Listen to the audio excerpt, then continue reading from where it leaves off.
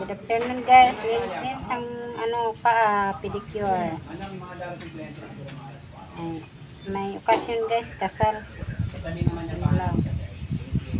Shout out po sa nanonood. Palinis na po kayo dyan. Sa gusto pong magpaputing-ting. Yung napilo guys.